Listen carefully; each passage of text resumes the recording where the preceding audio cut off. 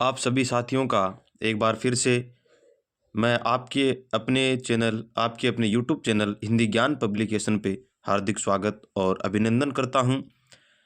सबसे पहले तो आप सभी को नए वर्ष की 2025 की आप सभी को बहुत बहुत शुभकामनाएं। और मैं आपके जीवन में सफलता की कामना ईश्वर से कामना करता हूं कि आप अगली साल है वो एक नौकरी के साथ मनाए। तो दोस्तों, हम एसएसटी का मॉडल पेपर है वो कर रहे हैं। रीट पात्रता परीक्षा 2025 की हमारी तैयारी कैसी चल रही है। माध्यमिक शिक्षा बोर्ड के द्वारा ये परीक्षा, इसकी संभावित जो तिथि है वो 27 फरवरी को निर्धारित की गई है।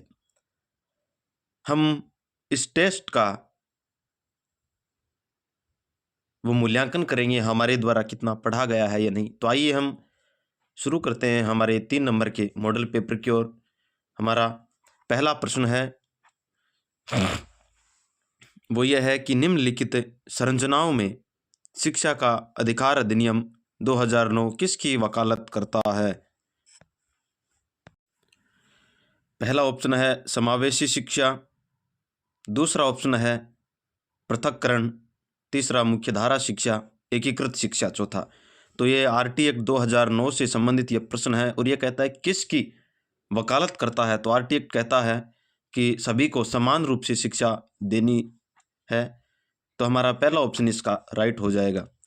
दूसरा प्रश्न है खालिस्तान ये विचारधारा है कि सभी बच्चों को एक नियमित विद्यालय व्यवस्था की समान शिक्षा का अधिकार होगा। अभी हमने देखा था विशेष शिक्षा, शिक्षा समावेशी शिक्षा, तो समान रूप से सभी को शिक्षा देना आरटी एक्ट के अंदर, यह भी देखा है। तो चौथा ऑप्शन हो जाएगा। तीसरा प्रश्न है एक शिक्षक को चाहिए कि वह विशेष संस्कृतियों समुदायों के बच्चों को बढ़ावा दे, वह विद्यार्थियों के बीच सांस्कृतिक विभिन्नताओं तथा विविधता की अनदेखी करे, अनदेखी नहीं कर सकता। यह संप्रेषित करे कि वह कक्ष में सभी संस्कृतियों का सम्मान करता एवं महत्व देता है, वह विद्यार्थियों के बीच तुलना को अधिकतम करे। तो इनमें से हमें पूछा कि एक शिक्षक को क्या चाहिए। तो एक शिक्षक को यह संप्रेषित करे कि कक्ष के अंदर सभी संस्कृतियां हो रही है उनका सम्मान करने का महत्व देता हो, वह शिक्षक है सबसे उत्तम माना जाता है।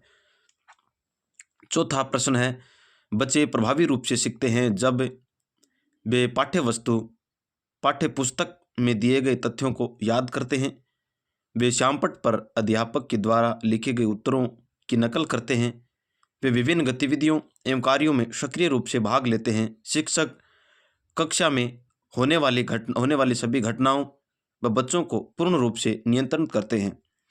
तो पूर्ण रूप से नियंत्रण करते हैं। हमें पूछा है कि बच्चे प्रभावी रूप से सीखते हैं, तो पूर्ण रूप से नियंत्रण, ये तो गलत हो गया। श्यामपट्ट में दिए गए तथ्य, ये भी कोई इंपॉर्टेंट नहीं। श्यामपट्ट में अध्यापक के द्वारा लिखी नकल तो इसमें है ही गलत। तो तीसरा ऑप्शन बचा इसका विभिन्न प्रकार की गतिविधियों में जो बच्चा है वो भागीदार बनेगा, भागीदारी लेगा, वो अलग अलग तरीके से सक्रिय रहेगा, प्रत्येक क्षेत्र के अंदर काम करेगा। तो हमारा पांचवा प्रश्न है बच्चे को कक्षा में खालिस्तान प्रश्न है पूछने के लिए हतोत्साहित करना। हतोत्साहित तो ये बिल्कुल गलत होगा, कभी नहीं करना चाहिए। बच्चे को पूछने की अनुमति नहीं देनी चाहिए, ये भी गलत है। बहुत ज़्यादा प्रश्न है वो पूछने से रोकना चाहिए, भी गलत। पूछने के लिए प्रेरित करना चाहिए, बिल्कुल। चौथा ऑप्शन इसका राइट हो गया। हमारा जो छठा प्रश्न है निम्नलिखित में से कौन सी अधिगम की मुख्य प्रक्रिया नहीं है जिसके द्वारा सार्थक अधिगम घटित होता हो। इसमें से कौन सी जो प्रक्रिया है वो मुख्य अधिगम की प्रक्रिया के अंदर हम शामिल नहीं करेंगे। पुनरावृत्ति एवं अभ्यास, निर्देश एवं संचालन, अन्वेषण एवं पारस्परिक क्रिया, कंठस्थीकरण एवं संस्मरण। तो हम कंठस्थीकरण को इसके अंदर नहीं रखेंगे और तो अन्य सभी है वो होती हैं। तो ये चौथा ऑप्शन है, ये इसका गलत हो जाएगा। हमें गलत ही पूछा है तो इसके अनुसार चौथा ऑप्शन बिल्कुल राइट होगा। अगला प्रश्न महत्वपूर्ण है निम्नलिखित में से कौन सा स्तंभ क एक तरफ है वो स्तंभ क दे रखा है, दूसरी तरफ स्तंभ ख दे रखा है, उनकी प्राथमिक विशेषताओं से सही मिलान को प्रस्तुत करती है। हमें मिलान से संबंधित ये प्रश्न पूछा है। क स्तंभ और ख प्रतिभाशाली, उसके सामने है धारा प्रवाह पढ़ने में कमी, अधिगम अशक्तता, मूल संसाधनों के बारे में सोच सकता है, सृजनात्मकता आसानी से विचलित होने की आदत होती है, अवधान कमी, सक्रियता, व्यक्तिक्रम, शीघ्रता से स्वतंत्र रूप से सीखने की योग्यता। तो प्रतिभाशाली होते हैं वो सबसे पहले जल्दी सीखते हैं, तो इसके अंदर हम शीघ्रता से, सबसे पहले प्रतिभाशाली है वो शीघ्रता से सीखते हैं, उनकी सीखने की रुचि है वो प्रत्येक सब्जेक्ट के अंदर अधिक होती है, तो शीघ्रता से सीखते हैं, तो इसके अंदर डी हो जाएगा। 4 नंबर में अधिक अक्षमता का मतलब किसी भी प्रकार का रोग होना, जल्दी से वो लोग सीख नहीं सकते हैं, अपना ध्यान भटकाव की ओर चलते हैं, तो इसके अंदर धारा प्रवाह की है वो कमी रहती है, धारा प्रवाह की उन लोगों के अंदर कमी रहती है, तो इसके अंदर पहला इस प्रकार डी और एक, पहले सबसे पहले हम डी और एक, डी और सी, इस प्रकार पहला ऑप्शन इसके अंदर राइट हो जाएगा। 8 नंबर का प्रश्न है, बच्चों की गलतियां बार बार अभ्यास करने के लिए कह करके तुरंत सुधार देनी चाहिए, अधिगम प्रक्रिया का एक भाग है तथा उनके विचारों में एक अंतर्दृष्टि देती है। शिक्षण अधिगम प्रक्रिया में महत्वहीन है, प्रदर्शित करती है कि बच्चे कितने लापरवाह हैं, ये तो गलत है।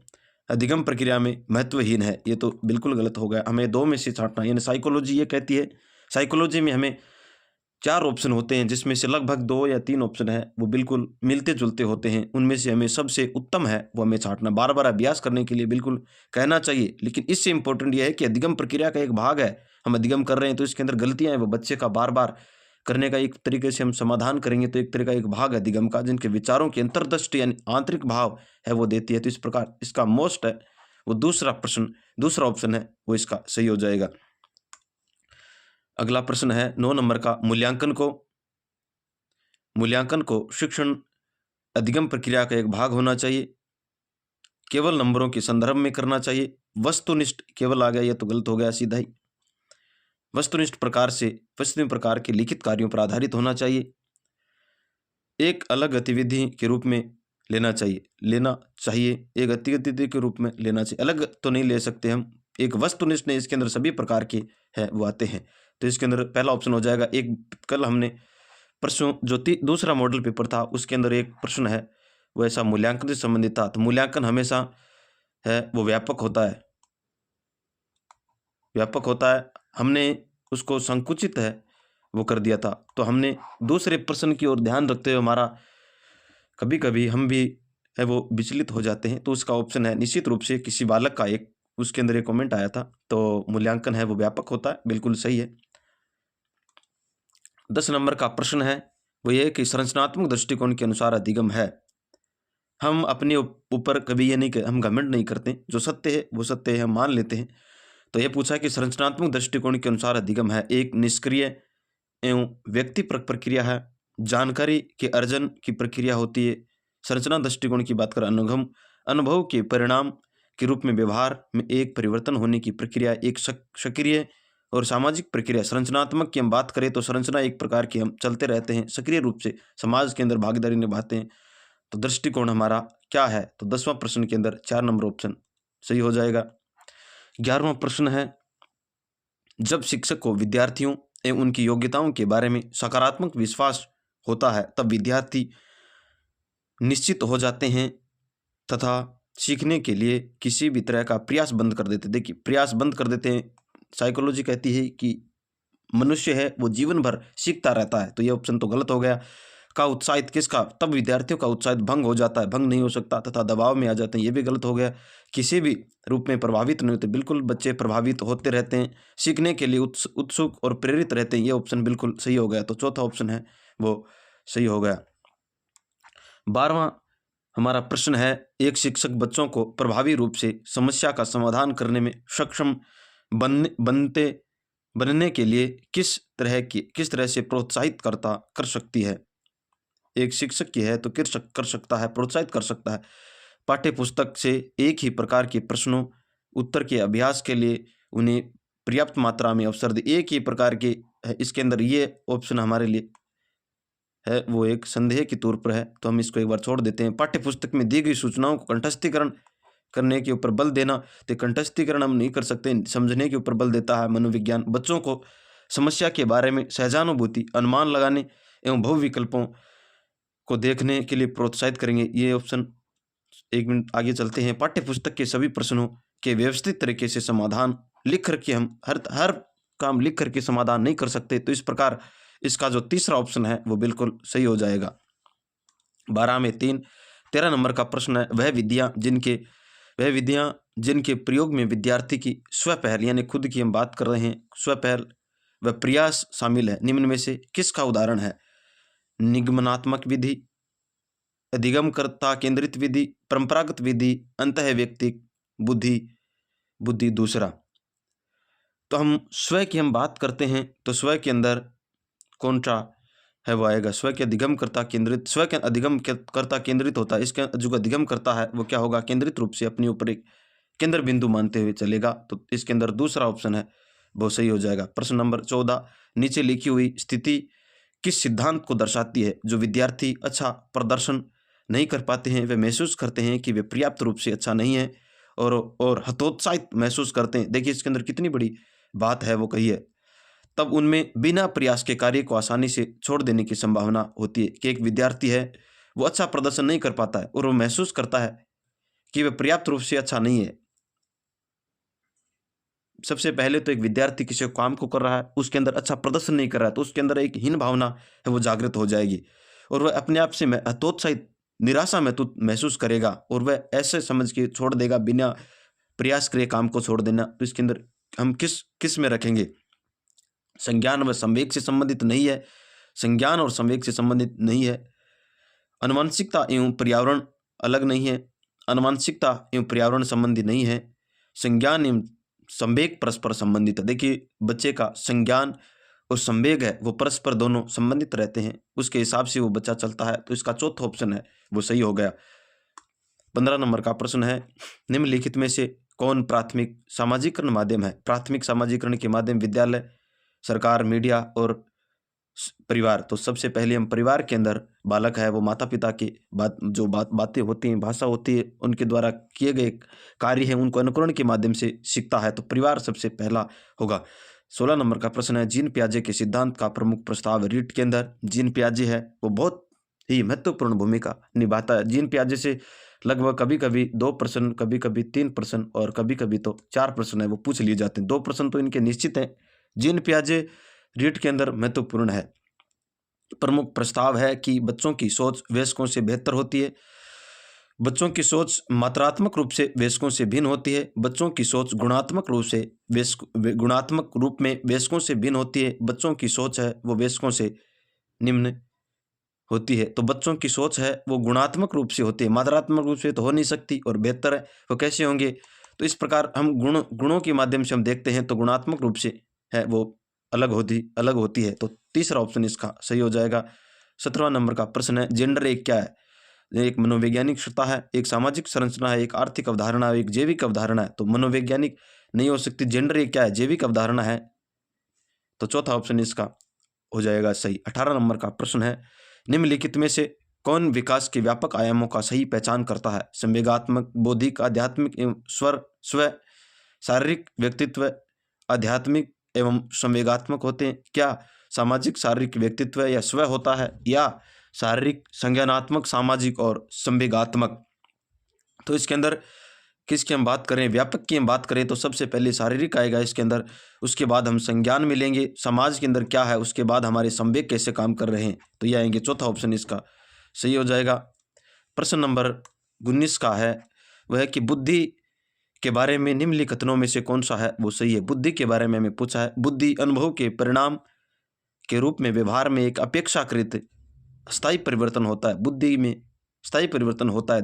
एक आगे चलते हैं। दूसरा है, बुद्धि एवं अनुमानसिक विशेष हैं जिसमें मानसिक गतिविधियां जैसे स्मरण एवं तर्क शामिल होते हैं। बहुत ही महत्वपूर्ण प्रश्न है, वेरी इंपॉर्टेंट प्रश्न है।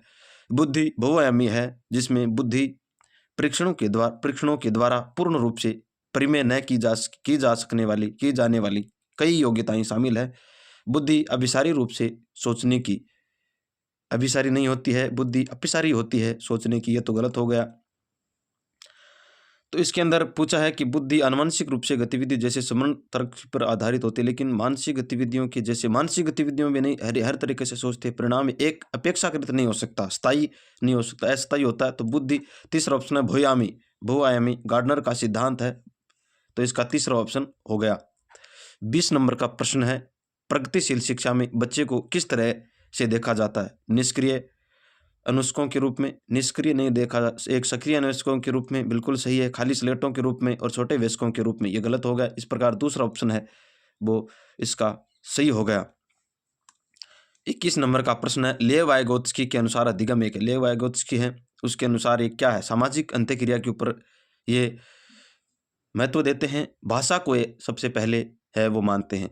एक व्यक्ति गतिविधि, व्यक्तिगत गतिविधि है, एक निष्क्रिय गतिविधि है, एक अनुबंधन गतिविधि है और एक सामाजिक गतिविधि। लेव वाइगोत्स्की हैं वो सामाजिक अंत्यक्रिया को महत्व देते हैं। तो चौथा ऑप्शन इसका सही हो जाएगा। 22 नंबर का प्रश्न है, निम्नलिखित में से कौन सा पूर्व संक्रियात्मक अवस्था काल के बच्चे की विशेषता करता है? पूर्व संक्रियात्मक अवस्था जीन पियाजे के अनुसार लक्ष्य केंद्रित व्यवहार होता है, क्या विलंबित अनुकरण होता है, या विचारों की अनुत्क्रमणीयता होती है, या वर्तुल प्रक्रिया होती है? तो इसके अंदर क्या होता है? विचारों की अनुत्क्रमणीयता होती है। विचार हैं वो अनुक्रमण के रूप में वह चलते रहते हैं विचार बालक के। 23 नंबर का प्रश्न है वो है कि बच्चों और उनके अधिगम के संदर्भ में निम्नलिखित कथनों में से कौन सा सही है? बच्चों को सीखने के लिए अभिप्रेरणा तथा सीखने के लिए उनकी क्षमता केवल आनुवंशिक, केवल शब्द आ गया है, साइकोलॉजी में केवल है वो गलत माना जाता है। आनुवंशिकता के द्वारा पूर्व निर्धारित ये ऑप्शन केवल आने से गलत हो गया। सबसे पहले हमें केवल इस तरीके से नहीं ना, ये हमें ध्यान रखना है। सबसे पहले जिस किसी भी प्रश्न के अंदर हमें पूछा है और उसके जो पहला और दूसरा ऑप्शन है उसके अंदर केवल वगैरह इस तरीके से ऑप्शन आते हैं, उसको सबसे पहले में काट देना है। बच्चों की सामाजिक आर्थिक पृष्ठभूमि उनकी प्रेरणा एवं अधिगम क्षमता को निर्धारित व सीमित करती, देखिए निर्धारित तो करती है लेकिन सीमित नहीं कर सकती, ये गलत है। बच्चों की अधिगम हेतु प्रेरित करने के लिए उन्हें पुरस्कृत एवं दंडित करना चाहिए। देखिए अधिगम करने के लिए कुछ समय के लिए पुरस्कृत भी करना चाहिए और दंडित भी करना चाहिए, लेकिन अधिगम समय कौन सा सबसे ऊपरी है? सभी बच्चों को सीखने के लिए स्वाभाविक रूप से प्रेरित करना और उसे सीखने में सक्षम बनाना चाहिए। चौथा ऑप्शन इसका बिल्कुल सही हो जाएगा। ये हमें स्किनर से संबंधित ये ऑप्शन है। अगला प्रश्न है, चालक विकास की दर में व्यक्तिगत विविधताएं होती है, फिर भी चालक विकास का क्रम से तक है, कौन से क्रम से है? अधोगामी, शीर्षगामी या अप्रिस्कृत यानी स्थूल चालक विकास से सूक्ष्म चालक की ओर, जिसे हम परिष्कर कहते हैं। परिष्कर मतलब सूक्ष्म चालक से विकास, परिष्कृत स्थूल सूक्ष्म से सूक्ष्म की ओर, शीर्षगामी अधोगामी। तो इसका हम सूक्ष्म से स्थूल से बड़े से हम छोटे की ओर चलते हैं, तो दूसरा ऑप्शन है वो सही हो जाएगा। 25 नंबर का प्रश्न है, वह अवधि जो वयस्कता के संक्रमण की पहल करती है उसे क्या कहते हैं? उसे हम क्या पूछा है? वह अवधि जो वयस्कता की हम बात करते हैं, संक्रमण की पहल करते हैं। मध्य बाल्यावस्था, पूर्व क्रियात्मक अवधि, बाल्यावस्था की समाप्ति, किशोरावस्था। तो इसके अंदर किशोरावस्था है वो वयस्कों का संक्रमण काल होता है। 26 नंबर का प्रश्न है, जीन पियाजे के अनुसार बच्चे, वेरी इंपॉर्टेंट प्रश्न है। जीन पियाजे है वो रीट में बहुत महत्वपूर्ण भूमिका निभाते हैं। पियाजे के अनुसार बच्चे क्या है? प्रेक्षणात्मक विरक्ष अधिगम की प्रक्रिया का अनुसरण करते हुए दूसरों का अवलोकन करते हैं। क्या बच्चे को उद्दीपन अनुक्रिया संबंधों के सावधानीपूर्ण नियंत्रण के द्वारा एक विशेष तरीके से व्यवहार करने के लिए अनुबंधित किया जा सकता है? बच्चे को पुरस्कार दंड के सिद्धांत का प्रयोग करते हुए विशिष्ट तरह से व्यवहार करना एवं सीखना सिखाया जाता है। ज्ञान को सक्रिय रूप से संचरित करने जैसे जैसे दुनिया में व्यवहार कौशल प्रयोग करता है, अन्वेषण करता है। यह ऑप्शन है, यह जीन पियाजे का है। पुरस्कृत और दंड है, यह स्किनर का है। अनुबंधित है, यह पाउलो का है। इवान पी पाउलो का है। परीक्षण अधिगम अनुसरण करता है, अवलोकन का है, यह अल्बर्ट बांडुरा का है। तो मैंने चारों है वो आपको बता दी हैं। ये जीन पियाजे के अनुसार हमने पूछा है, तो जीन पियाजे के अनुसार चौथा ऑप्शन है बिल्कुल राइट हो जाएगा। 27 नंबर का प्रश्न है, मौखिक संवाद जो बच्चे अपने आप से करते हैं उन्हें लेव वाइगोत्स्की है वो क्या कहते हैं? लेव वाइगोत्स्की है वो भाषा को सबसे महत्वपूर्ण मानते हैं।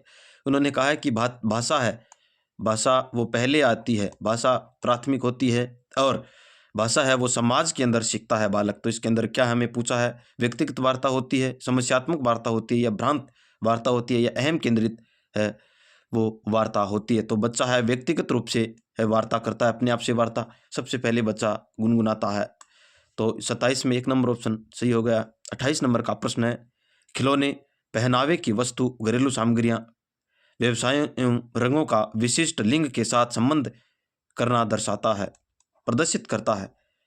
जेंडर जेंडर रूढ़िवादिता रूढ़िवादी रूढ़िवादिता कारिणी, जेंडर सिद्धांत, जेंडर प्रासंगिकता, विकसित जेंडर पहचान। तो इसके अंदर जेंडर सिद्धांत है, जेंडर रूढ़िवादिता है, परिपाटियाँ चली आ रही है, इसके अंदर नहीं आएगा। तो हम 28 नंबर के अंदर क्या पूछा है, इसके अंदर 1 नंबर, 1 मिनट हम देखते हैं प्रश्न को वापिस से। प्रश्न है, खिलौने, पहनावे, समग्र रंगों की पहचान, विशेष लिंग के संबंध। अच्छा, पहले ही जो उसके अंदर प्रदर्शित करना है वो जेंडर की रूढ़िवादिता है। पूर्व के अंदर जो पूर्व धारणाएं होती है उसको इसके अंदर प्रदर्शित किया जा सकता है। तो पहला ऑप्शन इसका हो जाएगा। 29 नंबर का प्रश्न, निम्नलिखित विकल्पों में से भाषा और विचार एक साथ क्या बनते हैं?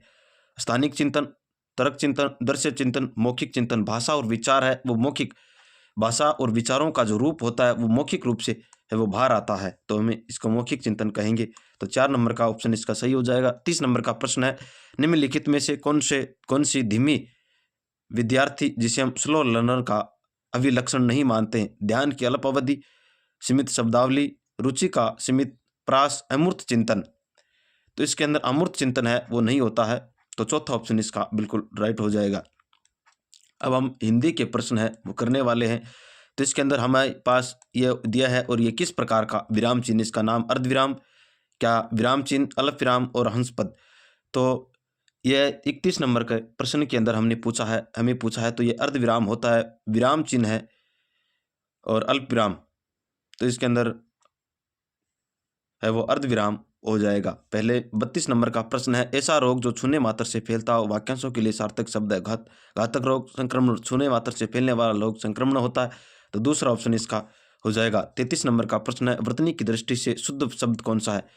पर्याय, प्रसाधे, परिवर्तन, प्रारुर्भाव।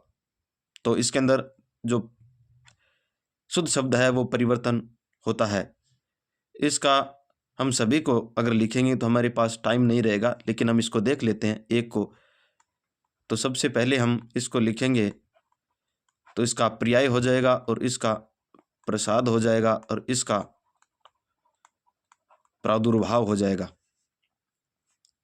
इस प्रकार तीसरा ऑप्शन इसका बिल्कुल सही होगा। 34 नंबर का प्रश्न है, निम्नलिखित को सम्मिलित करना। एक तरफ राजस्थानी भाषा के शब्द दे रखे हैं, दूसरी तरफ हिंदी का रूप हमें पूछा। न्यातना, पानी छानने वाला वस्त्र, दमेड़ो, दही जमने पर होने वाली आवाज़, दही मथने पर, कोटला, अनाज रखने की मिट्टी का उपकरण, थली, घर के दरवाजे का स्थान। हम न्यातना है वो पानी के छीनने के वस्त्र को कहते हैं, और दमेड़ो है दही जमाने की आवाज़ होती, थमने की आवाज़, कोटला अनाज रखने का होता है, अर्थली है। इस प्रकार 1 2 3 1 2 3 पहला ऑप्शन इसका राइट हो गया।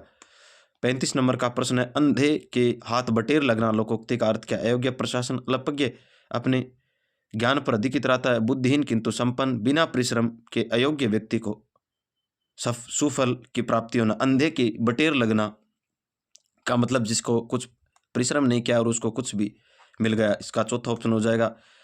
36 नंबर का प्रश्न है, विश्लेषण विधि में सीखने की प्रक्रिया, वर्ण, शब्द और वाक्य विश्लेषण। सबसे पहले संश्लेषण और विश्लेषण। संस का मतलब जोड़ना होता है, और विश का मतलब है वो तोड़ना होता है। तो हमें पूछा है संस का मतलब जोड़ना, वर्ण, शब्द, वाक्य, वाक्य, शब्द, वर्ण, शब्द, वर्ण और वाक्य, शब्द, वाक्य और वर्ण। तो हमें संश्लेषण के अंदर है वो क्या आएगा? वर्ण आएंगे, वर्ण से हम शब्द बनेगा, और शब्द से वाक्य जोड़ता हुआ चल रहा है। और विश्लेषण के अंदर सबसे पहले वाक्य आएगा, वाक्य से शब्द और फिर वर्ण आएगा। तो इसके अंदर ये हो गए विश्लेषण के अंदर। 37 नंबर का प्रश्न है, गद्य शिक्षण में शब्दार्थ स्पष्ट करने की विधि क्या होती है? गद्य शिक्षण की बात कर रहे हैं। प्रश्नोत्तर विधि, व्यास विधि, उद्बोधन विधि और खंडान्वय विधि। तो इसके अंदर उद्बोधन विधि के माध्यम से हम गद्य का शब्द है शब्दार्थ स्पष्ट करेंगे। तीसरा ऑप्शन इसका हो जाएगा। 38 नंबर का प्रश्न है, श्रुति लेख में रेफ का मतलब जो रेखा होती है संबंधी व्यास नहीं है, कर्म, कबूतर, धर्म और प्रकाश। तो रेफ से संबंधित है वो इसके अंदर कौन सा है, वो नहीं है। रेफ में हम कर्म, धर्म, मरम, कर्म, धर्म, मरम, कबूतर है इसके अंदर, इसका मतलब रै, ऊपर रै की जिसके अंदर मात्रा होती है इसके अंदर है, इसके अंदर है, इस कबूतर में नहीं है। तो हमारा दूसरा ऑप्शन है वो हो जाएगा। 39 नंबर का प्रश्न है, लिखना सीखने से पूर्व बालक को चित्रकला सीखनी चाहिए क्योंकि अक्सर भी चित्र हैं। यह मत किसने प्रस्तुत किया? महात्मा गांधी ने, अरविंद घोष ने, विवेकानंद ने, विनोबा भावे ने। तो महात्मा गांधी ने कहा कि लिखने से पहले बच्चे को चित्र है वो सिखाना चाहिए। 40 नंबर का प्रश्न है, हर्बट उपागम पद है, 3 है, 8 है, 5 है, 9 है। तो हर्बटी है, पंचपदी है कहेंगे। 5 ऑप्शन इसके अंदर, तीसरा ऑप्शन हो जाएगा 5 है। 41 नंबर का प्रश्न है, शिक्षण में इकाई का संप्रत्यय किसकी देन है? Bloom, John Dewey, Morrison, Herbert पेचे। तो शिक्षण के अंदर है वो इकाई संप्रत्यय है वो मॉरिसन की दी हुई है। तो मॉरिसन का 3 नंबर ऑप्शन इसके अंदर हो जाएगा। 42 नंबर का प्रश्न है, भाषाई कौशल का लिखित अभिव्यक्ति रूप है। भाषाई कौशल है उसका लिखित अभिव्यक्ति रूप किसे कहेंगे? सुनना, पढ़ना, उच्चारित करना और लिखना। तो भाषा का जो लेखिक है वो लिखित होता है। चौथा ऑप्शन हो गया। अड है इसके अंदर, ढह का उच्चारण स्थान है, कंठ है, तालु है, मुर्दा है, दंत है। ढह, अड, ढह को हम मूर्धा के अंदर ऋतु रसानाम मुर्दा। तो तीसरा ऑप्शन है वो हो जाएगा। 44 नंबर का प्रश्न है, पाठ्य पुस्तक का अध्ययनात्मक पक्ष क्या होता है? पाठ्य पुस्तक का आकार, मुख्य पृष्ठ, जलद और प्राकथन। तो पाठ्य पुस्तक है उसका जो अध्ययन जो पक्ष होता है उसको प्राकथन हम कहेंगे। चौथा ऑप्शन हो जाएगा। 45 नंबर है, वैचारिक सामग्री क्या होती है? संरचना, मूल, विषय वस्तु, शब्दावली और व्याकरण। वैचारिक सामग्री, वैचारिक क्या पूछा है इसके अंदर? वैचारिक सामग्री है वो मूल विषय वस्तु है, वही वैचारिक सामग्री होती है। 45 में 2 हो जाएगा। 46 नंबर का प्रश्न है, सर्वदर्शी सामग्री क्या होता है? इसका देखना, सुनना और देखना जिसके अंदर होता है। चलचित्र, चित्र, रेखा चित्र विस्तारक और रेखा चित्र। तो चलचित्र विस्तारक है वो चलचित्र होता है, चलता रहता है और उसके अंदर हमें सुनता भी, हम देख भी सकते हैं और सुन भी सकते हैं। पहला ऑप्शन इसका हो जाएगा। 47 नंबर का प्रश्न है, नाटक का संबंध किस ज्ञानेंद्रियों से है? नाटक का संबंध है वो किससे? मुंह से, कान से, कान व आँख से और आँख से। नाटक का संबंध है वो कान और आँख से है, हम सुन भी सकते हैं और देख भी सकते हैं। तीसरा ऑप्शन इसके अंदर हो जाएगा। 48 नंबर का प्रश्न है, सत्र की समाप्ति पर मूल्यांकन होता है। सत्र की हम समाप्ति होती है पूरे वर्ष के बाद, हम उसका मूल्यांकन कहते हैं। उसके हम क्या कहेंगे? नियोजन मूल्यांकन, निर्माणात्मक मूल्यांकन, निदानात्मक मूल्यांकन या संकलनात्मक मूल्यांकन। तो हम संकलनात्मक मूल्यांकन होता है वो वर्ष के समाप्ति के अंदर होता है। तो चौथा ऑप्शन इसका हो जाएगा। 39 नंबर का प्रश्न है, ब्लूप्रिंट ढांचा तैयार करने में उपयोगी नहीं है। क्या उपयोगी नहीं है? शिक्षण निर्मित सामग्री, शिक्षक निर्मित सामग्री, शिक्षण के लक्ष्य, पाठ्य वस्तु के प्रकरण, प्रश्नों के प्रकार। तो ब्लूप्रिंट के अंदर है वो निर्मित सामग्री, शिक्षक के द्वारा जो निर्मित सामग्री है वो इसके अंदर शामिल है, वो नहीं करते हैं। उसके अंदर शिक्षण के लक्ष्य होते हैं, पाठ्य पुस्तक के प्रकरण है वो क्या पढ़ेंगे, प्रश्नों के प्रकार आएंगे, किस तरह कैसे प्रश्न आएंगे, 4 प्रकार के प्रश्न उसके अंदर आते हैं। तो इस प्रकार के हम ब्लूप्रिंट है उसका ढांचा तैयार करते हैं। 50 नंबर का प्रश्न है, उपचारात्मक शिक्षण क्या होता है? उपचारात्मक शिक्षण है वो सीखने संबंधी कठिनाइयों की ज्ञान प्राप्त करना। क्या? अध्यापन सामग्री कठिनाइयों को दूर करते हुए शिक्षण किया जाना। बालकों की वर्तनी संबंधी कठिनाइयों का पता लगाना। शिक्षण के विषय संबंधी कठिनाइयों का पता लगाना। शिक्षक की तो हमें यहाँ पर बालकों के संबंधी है वो कठिनाइयों का पता लगाना निदानात्मक होता है। तो हम अध्यापन संबंधी कठिनाई होती है उसको दूर करते हुए शिक्षण के किए जाने की क्रिया इसके अंदर रखेंगे। तो दूसरा ऑप्शन है वो हो जाएगा। अब हम 51 से लेकर के 55 है वो गद्यांश से हमें प्रश्न है वो देने हैं। तो इसका गद्यांश से पहला प्रश्न है 51 नंबर का प्रश्न, वह शब्द बताइए जिसमें 2 उपसर्गों का प्रयोग है। निर्माण, निर्विरोध, निरीक्षक, निरंकुश। तो इसके अंदर हमें ऐसा प्रश्न बताना है जिसके अंदर दो उपसर्ग हैं। तो एक हम दूसरा नंबर है, इसमें नी, निर और वी उपसर्ग का प्रयोग हुआ है। निर और वी उपसर्ग का प्रयोग हुआ है। निर्विरोध दूसरा ऑप्शन हो जाएगा। 52 नंबर का प्रश्न है, इनमें से जातिवाचक संज्ञा से भाववाचक संज्ञा का सही उदाहरण है। वेरी इंपॉर्टेंट प्रश्न है। जातिवाचक संज्ञा से भाववाचक संज्ञा का उदाहरण है। दानव से दानवता, सर्व से सर्वज्ञ, चतुर से चतुराई, गाना से गान। तो दानव एक क्या है, जाति है, और उस दानवता भाववाचक बन गया। तो पहला ऑप्शन है इसके अंदर हो जाएगा। 53 नंबर का प्रश्न है। 53 नंबर के प्रश्न में मौलिक शब्द किस वाक्यांशों के लिए प्रयुक्त होता है? मूल से मिलकर बनाया हुआ, जो मूल जो किसी की नकल न हो, मूल में विश्वास करना, मूल की स्थापना। मूल जो किसी की नकल, मौलिक का मतलब जो खुद का हो और किसी की नकल है वो नहीं की गई हो। 54 नंबर का प्रश्न है, इनमें से आकाश का सही पर्यायवाची पूछा है। सर, वासव, व्योम और उत्पल। तो हमें पूछा है आकाश का, तो आकाश का हम व्योम होता है। तीसरा इसका ऑप्शन हो जाएगा। 55 नंबर का प्रश्न है, आसपास शब्द में समास है। द्वंद्व समास, द्विगु समास, कर्मधारय समास और तत्पुरुष समास। आसपास शब्द है उसके अंदर द्वंद्व समास है। द्वंद्व समास के अंदर हम योजक चिन्ह से जोड़ते हैं। 56 नंबर के अंदर हमें क्या पूछा? गद्यांश के आधार से फिर से 56 से 60 नंबर के हमें प्रश्न है वो देने हैं। 56 नंबर का प्रश्न, नेकार्थी शब्द का क्या अभिप्राय है? विपरीत अर्थ करने वाला, अमौद्रिक अर्थ प्रकट करने वाला, या विशिष्ट अर्थ प्रकट करने वाला, या अनिष्ट करने वाला। तो नेकार्थी का मतलब अनिष्ट प्रकट करने वाला होता है। तो चौथा ऑप्शन इसका राइट हो जाएगा। 57 नंबर का प्रश्न है, इनमें से कौन सा पुल्लिंग के रूप में प्रयुक्त है? शिक्षा अच्छी होती है, शिक्षा और बहस ये सभी स्त्रीलिंग के रूप में होते हैं। अभिमान, तुम्हारा अभिमान बहुत अच्छा है। वाक्य ऐसे अगर समझ में नहीं आता है तो वाक्य के अंदर हमें प्रयोग करके देख लेना है। आपकी शिक्षा है वो अच्छी है, तो शिक्षा अच्छी दोनों का हो गया स्त्रीलिंग। बहस कैसी, हमें उसके ऊपर बहस करनी है, नहीं कि करना है, बहस करनी है, स्त्रीलिंग हो गया। और ये पुल्लिंग अभिमान, तुम्हारा अभिमान बहुत बड़ा है।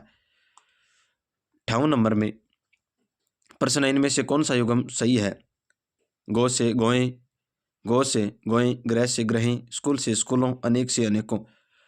तो हमें इसके अंदर पूछा है, क्या पूछा है? सही विकल्प, हाँ, गो से गोए हो जाएगा। गो से गायें, गो से गोए हो जाएगा। ग्रह से ग्रह नहीं, ग्रह का ग्रही, ग्रहें। और स्कूल से स्कूलें हो जाएगा। अनेक से अनेक हो, अनेक से अनेक ही, अनेक हो जाएगा, अनेक की। 59 नंबर का प्रश्न है, अध्यापक कक्षा में पढ़ा रहा होगा। तो रहा होगा हमें पता नहीं है कौन सा काल होगा। अध्यापक है वो कक्षा में क्या कर रहा हो, पढ़ा रहा होगा। सामान्य भविष्यत काल, भविष्य काल रहेगा। सामान्य भविष्यत काल, तो भविष्य काल तो ये होगा ही नहीं। सामान्य भूतकाल, सामान्य भूतकाल हम रखेंगे। पढ़ा रहा था, पढ़ा रहा था, पढ़ा रहा होगा, तो हम वर्तमान के अंदर रखेंगे। अध्यापक छात्रों में पढ़ा रहा है, नहीं कि उसका पूरा हुआ है, तो ये हम इनमें से कोई नहीं, यह आएगा इसके अंदर। 59 में इनमें से कोई भी है वो नहीं। अध्यापक कक्षा में पढ़ा रहा, रहा, रही, रहे, होगा, होगी।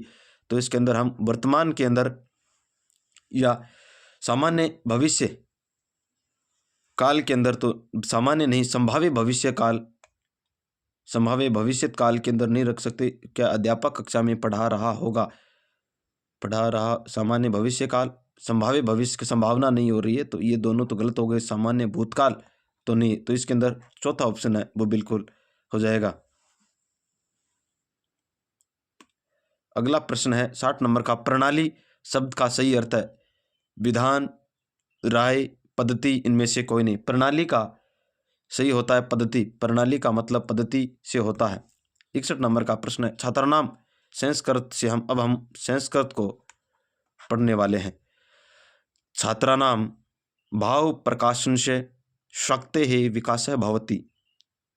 वाद विवाद विधिना, परायण विधिना, प्रश्नोत्तर विधिना, पाठ्यशाला विधिना। तो छात्रों का भाव प्रकाश है वो किसके माध्यम से, छात्रों का भाव है वो किस प्रकार से हम कर सकते हैं? तो वाद विवाद के माध्यम से हम उसका कर सकते हैं। पहला ऑप्शन इसका राइट हो जाएगा। 62 नंबर का प्रश्न है, भारतीय संस्कृते संरक्षणाय का पद्धति नितरामुपयुक्ता भवति। इनमें से कौन सा भारतीय संस्कृति का संरक्षण है वो कौन सी पद्धति कर रही है? भंडारकर पद्धति, परंपरागत पद्धति, पाठ्य पुस्तक पद्धति या निर्बाध पद्धति? तो भारतीय जो संस्कृति है उसका संरक्षण है वो कौन सी पद्धति है वो कर रही है? तो परंपरागत से चली आ रही है हमारी पद्धति है वो संरक्षण है वो कर रही है परंपरागत पद्धति। 62 नंबर में 63 नंबर का प्रश्न है, शिक्षणे सौलभ्य संपादनम इति कस्याः पद्धतेः उद्देश्यम अस्ति। शिक्षण का सुलभ संपादन करने के लिए कौन सा पद्धति इसके अंदर उद्देश्य रहेगा? निर्बाध पद्धति, पाठ्य पुस्तक पद्धति, भंडारकर पद्धति, परंपरागत पद्धति? तो शिक्षण उद्देश्य है, उसका संपादन करने के लिए हमें किस प्रकार की पद्धति का प्रयोग करना चाहिए? भंडारकर के द्वारा दी गई पद्धति है वो इसके अंदर तीसरा ऑप्शन हो जाएगा। हमारा अगला प्रश्न है, कह शिक्षण सिद्धांत मानसिक विकास से तीव्र गति माध्याति। शिक्षण सिद्धांत मानसिक विकास है वो तीव्र गति से किस सिद्धांत से होता है? अभ्यास है सिद्धांत, रुचे है सिद्धांत है, मौखिक कार्य सिद्धांत है, सक्रियता सिद्धांत है। क्या अभ्यास के सिद्धांत से या रुचि के सिद्धांत से या मौखिक कार्य के द्वारा या सक्रिय सिद्धांत के द्वारा? तो हम बार बार मानसिक विकास का प्रयोग है, हम सक्रिय रूप से रहेंगे तो उसका सिद्धांत है वो तीव्र गति से विकास होगा, मानसिक विकास। तो इस प्रकार इसका चौथा ऑप्शन हो जाएगा। 65 नंबर का प्रश्न है, कह सिद्धांत क्रियाशील सिद्धांत इति नामा ज्ञायते। कौन से सिद्धांत को हम क्रियाशील सिद्धांत के नाम से भी जानते हैं? अभ्यास सिद्धांत, स्वाभाविकताया सिद्धांत है, बहुमुखी सिद्धांत है, अनुपात्य क्रमशः च सिद्धांत है। तो हम बार बार जो सिद्धांत करते हैं उसे हम क्रियाशीलता का सिद्धांत यानी अभ्यास के माध्यम से करते हैं, क्रियाशील रहते हैं उसे हम अभ्यास का सिद्धांत है वो कहेंगे। तो पहला ऑप्शन इसका राइट हो जाएगा। 66 नंबर का प्रश्न है, कति विदेशु कौशलेषु निपुण्य संपादनम भाषाया सांकेतिकम प्रयोजनम अस्ति। किस विधि के द्वारा कौशल के अंदर निपुण है वो भाषा संकेत का प्रयोजन करती है? कितने हैं उसका प्रयोजन, कितने हैं सांकेतिक प्रयोजन भाषा के? त्रिविदेशु, चतुर्विदेशु, द्विविदेशु और पंचविदेशु। तो भाषा के कौशल है वो निपुण होने के लिए 4 कौशल हैं इसके अंदर, उसके अंदर हमें निपुणता हासिल करनी होती है जिसके हम L, S, R और W के माध्यम से, जिसको हम सुबोपली के नाम से, हिंदी में हम सुबोपली, सुनना, बोलना, पढ़ना और लिखना, सुबोपली हम कहते हैं। तो दूसरा ऑप्शन इसका राइट हो जाएगा। 67 नंबर का प्रश्न है, छात्राणाम द्वितीयो लक्षिता अधिगम विशेष है किम नामांकनम कौशलम अस्ति। लक्षित अधिगम विशेष के नाम से हम किसको जाते हैं? श्रवण कौशलम, पठन कौशलम, भाषण कौशलम, लेखन कौशलम, स्वर यंत्र से। तो हम किसको जानते हैं? तो हम भाषण कौशल को हम लक्षण प्रगति अधिगम सिद्धांत के नाम से भी जानते हैं, भाषण कौशल को हम जानते हैं। 67 में 3। 68 नंबर का प्रश्न है, वर्णो उच्चारण शिक्षणेन कस्य नियमितम प्रशिक्षणम भवति। उच्चारण शिक्षण में कौन से नियमित रूप से प्रशिक्षण होता है या प्रशिक्षण करना चाहिए? स्वर यंत्र से, श्रवण केंद्र से, घ्राणेन्द्रिय से, घ्राण यानी ग्रहण इंद्रियों से ग्रहण करके, स्पर्श इंद्रियों से स्पर्श करके। तो स्वर यंत्रियों से हम वर्णों का उच्चारण है वो कर सकते हैं। उच्चारण का किससे कर सकते हैं? तो हम स्वर तंत्र के माध्यम या स्वर यंत्र के माध्यम से कर सकते हैं। 68 में 1 हो जाएगा सही। 69 नंबर का प्रश्न है, अधिगम प्रक्रियाम केसाम विशेष भूमिका अस्ति, अधिगम प्रक्रिया की कौन सी है वो विशेष भूमिका होती है? दर्श्योपकरणानां, दर्श्य स्वयोपकरणानां, सर्वोपकरणानां, दर्श्य पत्र का करणानां।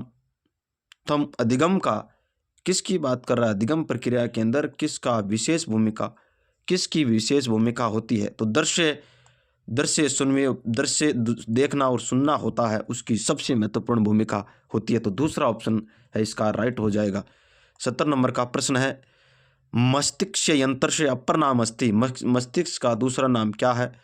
दूरदर्शनम, ध्वनि पंजिका, भाषा पंजिका या संगणकम। तो हम संगणकम होता है कंप्यूटर, किसको कहते हैं?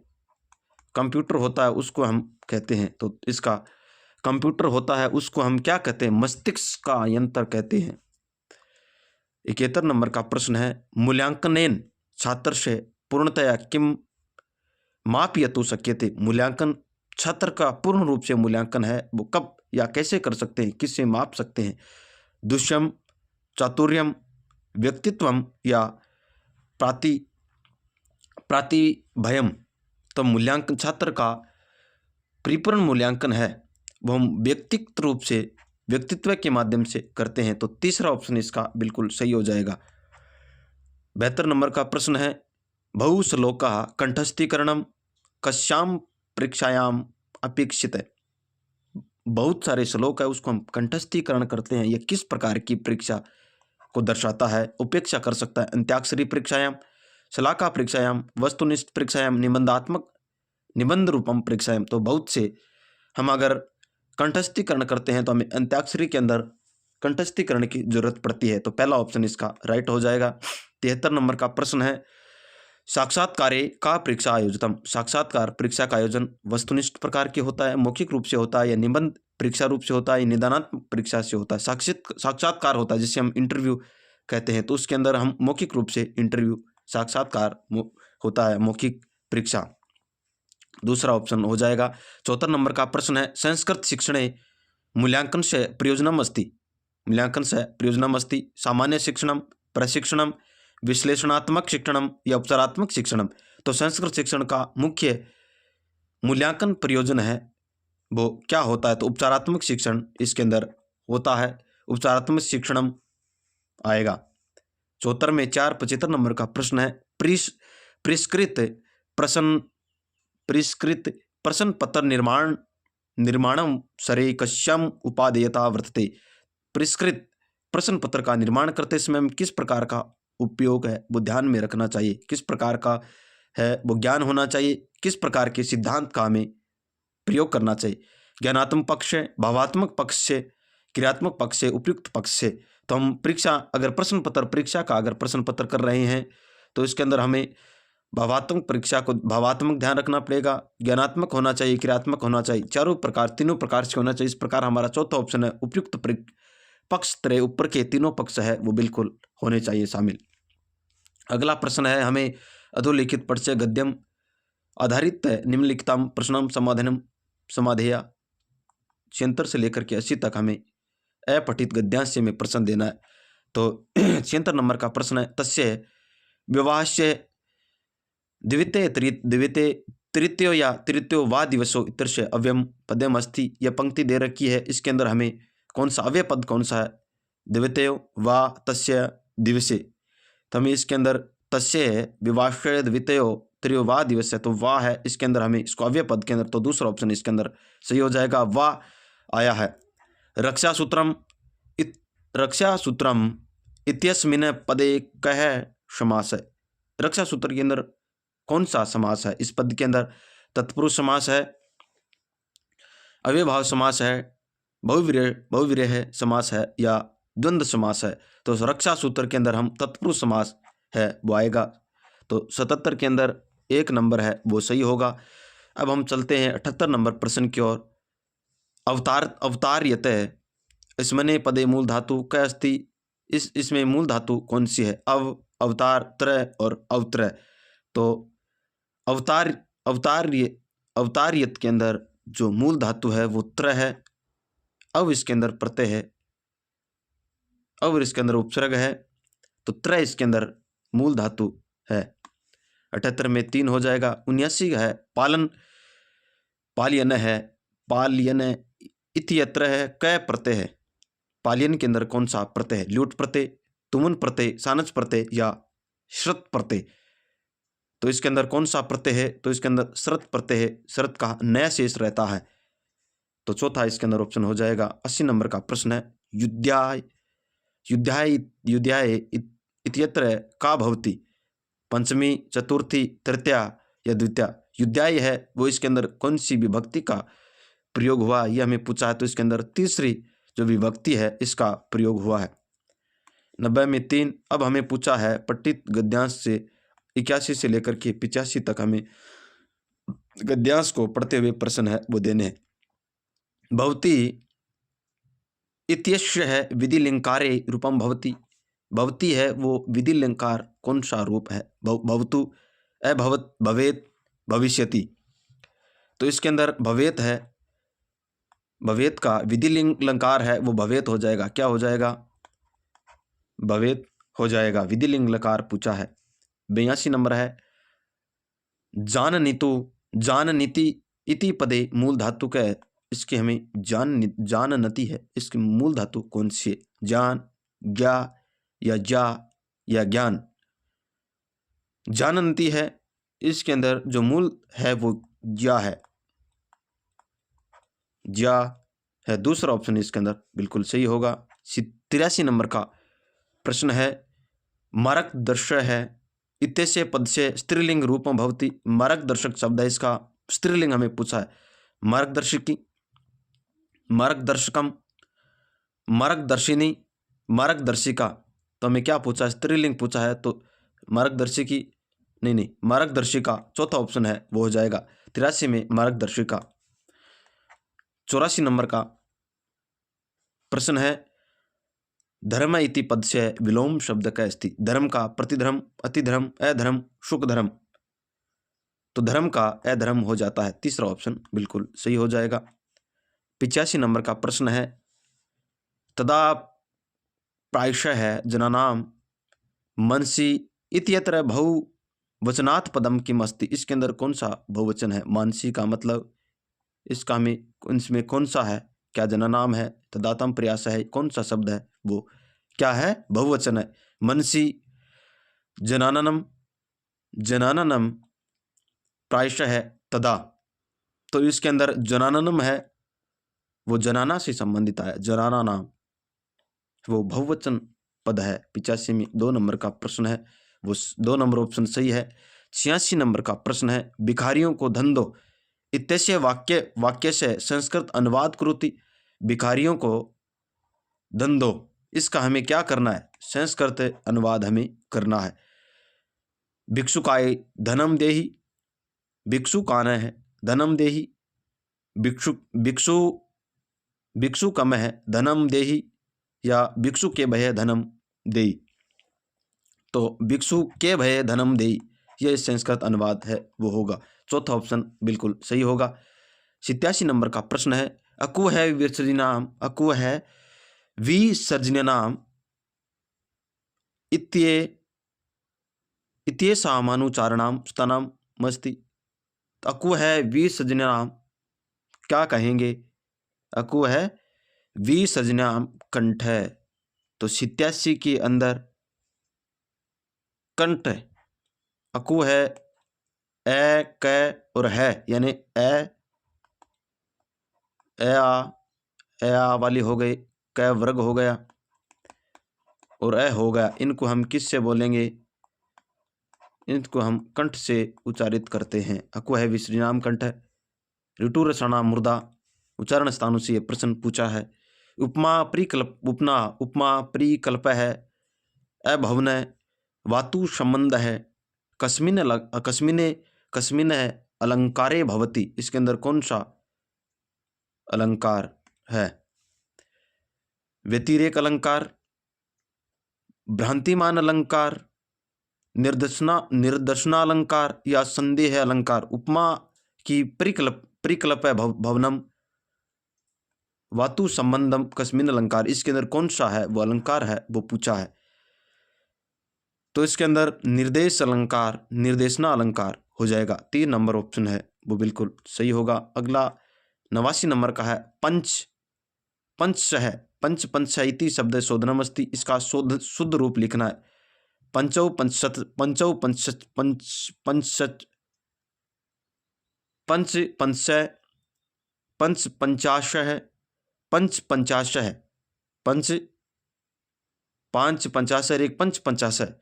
तो इसके अंदर 55 हमें पूछा है। 55, 55 का रूप होता है पंच पचाशय, 5 और 50। चौथा ऑप्शन इसका सही हो जाएगा। 90 नंबर का प्रश्न है किम, हमें 9 बजे हैं, इसका जातम उचित विकल्प अस्ति। 9 का हमें पूछा है 10 वादने, 10 वादनम, 9 वादनम, पादोन 10 वादनम। तो 9 बजे हैं, इसका हमें 9 वादनम हो जाएगा। तीसरा ऑप्शन इसका हो जाएगा। अब हमें जो सामाजिक है, सामाजिक अध्ययन के प्रश्न है वो करने हैं। हम अब जल्दी जल्दी हमारे प्रश्नों को करेंगे क्योंकि 1 घंटे का समय है वो हो गया है। 150 प्रश्न है मित्रों। 150 प्रश्नों को लगभग हम एक प्रश्न की 1 मिनट माने तो हमारी कितनी 150 मिनट होती है। तो कम से कम इतना समय तो बिल्कुल 1.5 घंटा या 1.40 मिनट है वो लगता है अगर समझेंगे तो। अगर हमें सीधा उत्तर करना है तो हम इसको 30 मिनट या 40 मिनट में भी कर देंगे, जो मेरे खून में कभी नहीं है। हम समझाते हुए चलते हैं, जिस ऑप्शन का समझाने का होता है उसको हम समझाते हुए चलते हैं। और एक और बात आप सभी को बता दूं कि हम जो मॉडल पेपर बनाते हैं उस मॉडल पेपर को करवाने के लिए हमें समय जरूर लगता है, लेकिन हम ये जरूर कहेंगे कि इस मॉडल पेपरों में से आपको ज़्यादा तो नहीं लेकिन 80-90 प्रश्न है वो ऐसे के ऐसे ही देखने को मिल जाएंगे। हम हमारी बढ़ाई नहीं कर रहे हैं। यह हमने अभी जो आरपीएससी का जो हुआ है पेपर, 2nd ग्रेड का हिंदी की हम बात कर रहे हैं, उसके अंदर लगभग 120 से 122 प्रश्न है वो आए हैं। 120 से 122 प्रश्न आए हैं। हमने जो वीडियो उसके अंदर 139 बताया था वो हमने हमारे मुंह से वो गलती से निकला था। हम सत्य बोलते हैं। 120 से 122 प्रश्न निश्चित रूप से आप पूर्व की जो क्लासें हैं उसको उनके अंदर जाके देख लिए। साहित्य के प्रश्न है वो 7 से 8 प्रश्न है वो हमारे किससे मिले। हमने जो 18 से 19 क्लासें करवा दी उनमें से आ गए हैं। तो यह आप सभी के लिए एक बहुत बड़ी खुशखबरी है। अब हम जो प्रश्न है वो करते हैं। तो हम सामाजिक प्रश्न जो है वो उसको हम करेंगे। पहला है इसमें 91 नंबर का प्रश्न है निम्न स्थानों में से किस एक स्थान पर सिंधु घाटी सभ्यता के संबंध में विख्यात वृषभ मुद्रा प्राप्त हुई है। वृषभ मुद्रा वो प्राप्त हुई है। वेरी इंपॉर्टेंट प्रश्न है मित्रों। हड़प्पा, चूंदड़ो, लोथल और मोहनजोदड़ो से किस स्थान से हमें क्या मिली है, एक विख्यात वृषभ मुद्रा है वो मिली है। तो मोहनजोदड़ो से मिली है। चौथा ऑप्शन इसका हो जाएगा। सर्वप्रथम मानव ने निम्न धातु का प्रयोग किया, सोना, चांदी, तांबा और लोहा। तो सबसे पहले मानव ने किसका प्रयोग है वो किया था, तांबे का प्रयोग है वो किया था। तीसरा ऑप्शन हो जाएगा। 93 नंबर का प्रश्न है सिंधु घाटी के लोग विश्वास करते थे आत्म और ब्रह्म में, कर्मकांड में, यज्ञ प्रणाली में, मात्र शक्ति के अंदर। देखिए मित्रों, साथियों, बहुत ही वेरी इंपॉर्टेंट प्रश्न है ये। मात्र शतात्मक है। सिंधु घाटी सभ्यता की विशेषता मिलती है उसके अंदर वो मात्र शक्ति के अंदर विशेषता। और माता की इसके अंदर एक औरत की है वो मूर्ति मिली है कांसे की, और उसको इन्होंने ऐसा माना जाता है कि मात्र शतात्मक परिवार है वो रहा होगा। तो चौथा ऑप्शन इसके अंदर हो जाएगा। 94 नंबर का प्रश्न है कौन सा वेद है रोगों यानी मेंडिलॉजी का संग्रह है। कौन सा वेद रोगों से संबंधित है। ऋग्वेद, सामवेद, यजुर्वेद और अथर्ववेद कौन सा है वो है तो यजुर्वेद है वो इसके अंदर। यजुर्वेद के अंदर रोगों से संबंधित है। यजुर्वेद रोग से संबंधित है। 95 नंबर का प्रश्न है कंबुज स्थित अंगकोर वाट का विष्णु मंदिर। वेरी इंपॉर्टेंट प्रश्न है, महत्वपूर्ण। का विष्णु मंदिर किसने बनाया था? सूर्यवर्मन प्रथम ने, जयवर्मा फोर्थ ने, सूर्यवर्मा द्वितीय ने, या यशोवर्मा तृतीय ने? तो कंबुज में स्थित अंगकोर वाट विष्णु का मंदिर है, वो सूर्यवर्मा द्वितीय ने इस मंदिर का निर्माण करवाया था। 96 नंबर का प्रश्न है, खजुराहो मंदिर किस राजवंश के राजाओं द्वारा निर्मित किए गए हैं? राजपूत वंश के, चोल वंश के, चंदेल वंश के, या पल्लव वंश के? खजुराहो के जो मंदिर हैं वो किन के द्वारा बनाए गए हैं? तो चंदेल वंश के हैं, उनके द्वारा बनाए गए। वेरी इंपॉर्टेंट प्रश्न है। 97 नंबर का प्रश्न है, फाइयान और हवेनसांग ने राज्य को, किन के राज्य को देखा? चंद्रगुप्त मौर्य एवं हर्ष एवं चंद्रगुप्त विक्रमादित्य क्रमशः। चंद्रगुप्त विक्रमादित्य, ये बंदर नहीं है, क्या लिख दिया? चंद्रगुप्त विक्रमादित्य एवं कृष्णदेव राय क्रमशः चंद्रगुप्त विक्रमादित्य एवं हर्षवर्धन। तो फाइयान है वो किसके समय आया था? चंद्रगुप्त के समय है वो फाइयान आया था। चंद्रगुप्त के समय कौन आया था? फाइयान आया था। और चंद्रगुप्त हर्षवर्धन के समय है वो हवेनसांग। कौन आया था? हवेनसांग, जिसकी रचना PCU के। 58 नंबर का, इंडिका के लेखक कौटिल्य, मेगस्थनीज, पलनी और विष्णुदत्त। कौटिल्य के इंडीज है उसके लेखक कौन है? इंडिका के लेखक है मेगस्थनीज को माना जाता है। 99 नंबर का प्रश्न है, दस्तक शब्द से तात्पर्य। दस्तक का मतलब क्या होता है? दंगा, शुल्क मुक्त व्यापार, बंदरगाह, या बांतार? तो दस्तक का मतलब शुल्क मुक्त व्यापार होता है। 100 नंबर का प्रश्न है, भारत में मुगल साम्राज्य का संस्थापक कौन माना जाता है? बाबर, हुमायूं, शेरशाह और अकबर। बाबर किसको हम मानते हैं? बाबर ने है वो भारत के अंदर क्या किया? मुगल साम्राज्य की स्थापना की है। 101 का प्रश्न है, विष्णु के भक्त कहलाते हैं नयनार, पाशुपत, आलवार और लिंगायत। किसके विष्णु के भक्त है वो क्या कहलाते हैं? आलवार। विष्णु के भक्त आलवार कहलाते हैं। नयनार है वो शिव के भक्त कहलाते हैं। शिव की नैया होती है, आंख कितनी होती है? नयन से तीसरी आंख, नयन से हम इसको याद रख सकते हैं। तो इसका तीसरा ऑप्शन हो जाएगा। 102 में, महात्मा गांधी ने भारत में पहला आंदोलन है वो किस स्थान से प्रारंभ किया था? चंपारण से, सूरत से, दांडी से, या वर्धा से? महात्मा गांधी ने सबसे पहले चंपारण से, बिहार से किया था। 103 का प्रश्न है, संविधान में कौन सा भाग पंचायत से संबंधित है? भाग 9A, भाग 9B, भाग 8, भाग 9? संविधान के अंदर पंचायती राज से संबंधित हमें पूछा है तो भाग नंबर 9 है वो पंचायती राज से संबंधित है। 4 नंबर ऑप्शन उसका सही हो जाएगा। 103 में, मालती माधव के लेखक कौन है? भास, बहुभूति, शूद्रक और हर्ष। मालती जो माधव रचना है उसके बहुभूति लेखक हैं। 105 नंबर का प्रश्न है, जनगणना कितने वर्ष में एक बार की जा सकती है? 5 वर्ष में, 15 वर्ष में, 10 वर्ष में, या प्रति वर्ष में? तो जनगणना है वो 10 वर्ष में की जाती है। 106 नंबर का प्रश्न है, निम्नलिखित में से कौन सा एक हड़प्पा संस्कृति की सुदूर पश्चिमी बस्ती थी? सुदूर पश्चिमी बस्ती थी नाल, सुतकांगेडोर, रंगपुर, या कोट दीजी? निम्नलिखित में से हड़प्पा सभ्यता है वो पूछा है तो हड़प्पा के अंदर हम सुदूर पश्चिम की बात करते हैं तो सुदूर के अंदर सुतकांगेडोर है वो बसी हुई थी। तो इसके अंदर दूसरा ऑप्शन है हो जाएगा 103 में। 106 में 2। 107 नंबर का प्रश्न है, किस वर्ष में राजस्थान पंचायती राज अधिनियम लागू हुआ था? यह प्रश्न वेरी इंपॉर्टेंट प्रश्न है। 1953 में, 1935 में, 1963 में, 1956 में? तो 1953 में है वो राजस्थान में पंचायती राज अधिनियम है वो लागू हुआ था। 108 नंबर का प्रश्न है, राजस्थान की राज्यपाल निम्नलिखित की कौन सी शक्ति निहित होती है? निहित है वो नहीं होती है, हमें सबसे पहले होना है और नहीं है उसके ऊपर राइट लगा लेना। विधानसभा को आहूत करने की, विधानसभा को स्थगित करने की, विधानसभा को विघटन करने की, विधानसभा की सत्रावसान करने की, इनमें से कौन सी शक्ति है वो राज्यपाल के पास है वो नहीं होती है। उसमें क्या है? 153 बिल्कुल सही हो जाएगा। इसके अंदर है विधानसभा को स्थगन करने की है वो इसके अंदर नहीं होती है। दूसरा ऑप्शन है वो इसके अंदर हो जाएगा। अगला प्रश्न है 109 नंबर का प्रश्न है, भारत के संविधान के किस अनुच्छेद के अंतर्गत राष्ट्रपति को चुना जाता है? किसको हम राष्ट्रपति के चुनाव की बात करते हैं? अनुच्छेद 64 में, अनुच्छेद 54 में, अनुच्छेद 49 में, अनुच्छेद 48 में? तो अनुच्छेद 54 के अंदर हम राष्ट्रपति को चुनते हैं। किसको चुनते हैं? राष्ट्रपति को चुना जाता है अनुच्छेद 154 में।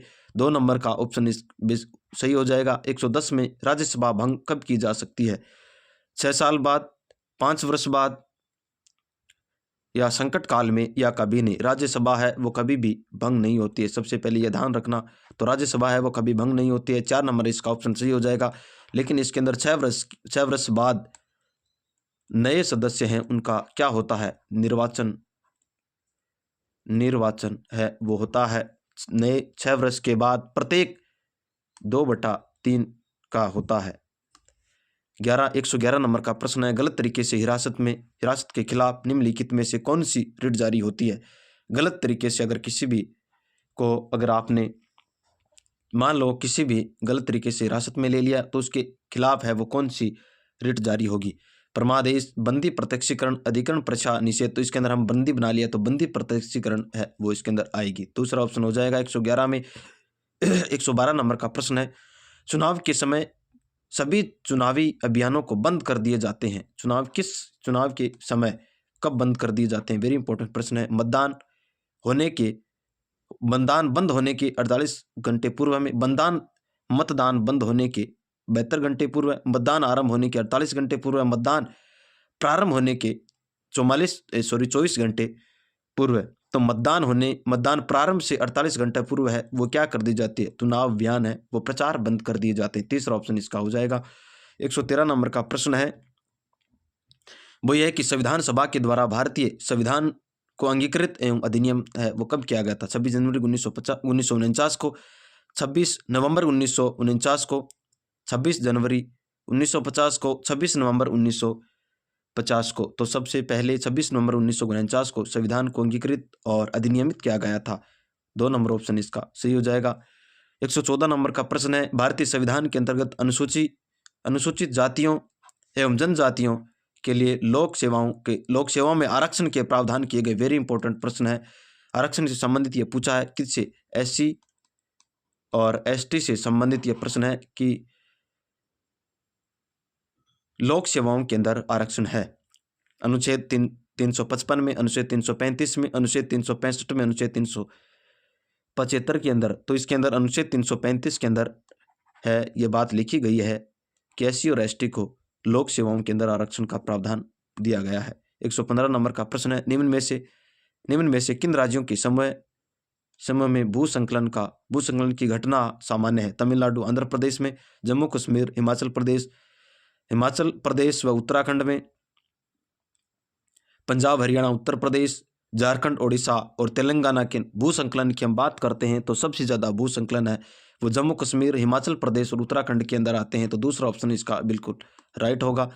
116 नंबर का प्रश्न है, शैलवाल का क्या तात्पर्य है? शैलवाल का अर्थ है क्या संघन भूमध्य रेखीय वन अथवा वर्षावन, भूसंकलन है, रूस के राजकीय खेत हैं, मरुस्थलीय पर्वतीय टीले स्तूप हैं। तो शैवाल का मतलब है वो क्या होता है? शैवाल का मतलब संघन भूमध्य रेखीय वन अथवा वर्षा वन होते हैं। इसका 1 नंबर ऑप्शन हो जाएगा। 117 नंबर का प्रश्न है, निम्नलिखित में से कौन सी पवनों को गरजता चालीसा भी कहा जाता है? ये प्रश्न वेरी इंपॉर्टेंट प्रश्न है। पूर्वा पवनों को, पछुआ पवनों को, या व्यापारिक पवनों को, या डाइलम्स। तो पछुआ पवने हैं उनको हम डोल्ड्रम के गरजता हुआ है वो कहते हैं। 117 में 2 नंबर ऑप्शन सही होगा। 118 नंबर का प्रश्न है, पृथ्वी तल पर उस काल्पनिक रेखा को क्या कहते हैं जो 180 डिग्री मेरिडियम यामोत्तर पर खींची जाती है? 180 डिग्री यामोत्तर पर है वो खींची जाती है। अंतर्राष्ट्रीय तिथि रेखा, कर्क रेखा, विषुवत रेखा या प्रधान यामोत्तर रेखा? वेरी इंपॉर्टेंट प्रश्न है, महत्वपूर्ण प्रश्न है। तो हम अंतर्राष्ट्रीय तिथि रेखा है वो इसको कहेंगे। 180 डिग्री है वो अंतर्राष्ट्रीय तिथि रेखा होती है। पहला ऑप्शन राइट होगा। 120 नंबर का प्रश्न है, भारत में सर्वाधिक लिंगानुपात वाला राज्य कौन सा है? सर्वाधिक लिंगानुपात वाला राज्य है कौन सा है? राजस्थान, बिहार, बंगाल और केरल। सबसे अगर ज़्यादा लिंगानुपात है वो केरल के अंदर है। चौथा ऑप्शन हो जाएगा। 120 नंबर का प्रश्न है, भारत में सर्वप्रथम कौन सा उद्योग शुरू किया गया था? कपड़ा उद्योग, लोहा उद्योग, जूट उद्योग, संगमरमर उद्योग। सबसे पहले भारत में कपड़े का उद्योग है वो किया गया था? पहला ऑप्शन इसका सही होगा। 121 नंबर का प्रश्न है, चिल्का झील स्थित है कोंकण तट पर, उड़ीसा में उत्तरी तट पर, कर्नाटक तट पर, मालाबार तट पर। तो जो चिल्का झील है वो उड़ीसा में स्थित है और उसके उत्तरी तट के ऊपर स्थित है। दूसरा ऑप्शन इसका हो जाएगा। अगला प्रश्न है, भारत का अक्षांशीय व देशांतरीय विस्तार है। हमें अक्षांश से देशांतरीय विस्तार है वो भारत का पूछा है। 8 डिग्री 6 सेंटीग्रेड उत्तर अक्षांश से 37 डिग्री 4 उत्तरी अक्षांश है। वह 68 डिग्री 7 सेंटीग्रेड से पूर्वी देशांतर से लेकर के 97 डिग्री 25 पूर्व की ओर। क्या 8 डिग्री 4 सेंटीग्रेड उत्तर से 37 डिग्री 6 उत्तर की ओर, वह 68 डिग्री 7 पूर्व देशांतर से 97 डिग्री 25 पूर्व देशांतर की ओर, 6 डिग्री 4 देशांतर उत्तर से 97 डिग्री 6 उत्तर की ओर, वह 68 डिग्री 7 पूर्व से लेकर के 97 डिग्री 25 पूर्व की ओर, 6 डिग्री 4 उत्तर से लेकर के 97 डिग्री 4 उत्तर की ओर, यह वह 68 डिग्री 7 पूर्व से 97 डिग्री 25 पूर्व की ओर। तो अक्षांशीय और देशांतरीय हमें पूछा है। तो 8 डिग्री 4 उत्तर से 37 डिग्री 6 उत्तर की ओर, देशांतरीय विस्तार करें तो 68 डिग्री 4 देशांतर से लेकर के 97 डिग्री पूर्व से 25 डिग्री की ओर ये चलता है। दूसरा ऑप्शन इसका सही हो जाएगा। 123 नंबर का प्रश्न है, हाड़ौती पठार की मिट्टी है कच्छारी जलोढ़ मिट्टी, लाल मिट्टी, भूरी मिट्टी या मध्यम काली मिट्टी? तो हाड़ौती की है वो मध्यम काली मिट्टी है। हाड़ौती के अंदर काली मिट्टी है। हम राजस्थान की बात करें तो यहाँ की बात हो रही है। तो हाड़ौती का पठार है वो मध्यम काली मिट्टी होती है। 124 नंबर का प्रश्न है, राजस्थान की किस प्रसिद्ध झील पर नटनी का चबूतरा निर्मित है? जयसमंद झील, पिछोला झील, नक्की झील या सांबर झील? नटनी का चबूतरा है वो पिछोला झील के ऊपर है। 2 नंबर का ऑप्शन इसका सही हो जाएगा। 125 नंबर का प्रश्न है, वर्तमान में अरावली पर्वतमाला विद्यमान है वलित पर्वत के रूप में, संग्रहित पर्वतों के रूप में, अवशिष्ट पर्वतों के रूप में या ब्लॉक पर्वतों के रूप में? तो अरावली पर्वतमाला है वो पहले तो वलित पर्वतमाला है। वलित पर्वतमाला के अंदर शामिल किया गया, लेकिन धीरे धीरे है इसके अवशिष्ट रूप में हमें प्राप्त मिलते हैं। तो तीसरा ऑप्शन है वो इसका राइट हो जाएगा। 126 नंबर का प्रश्न है, किसके उत्पादन में भारत में राजस्थान का प्रथम स्थान है?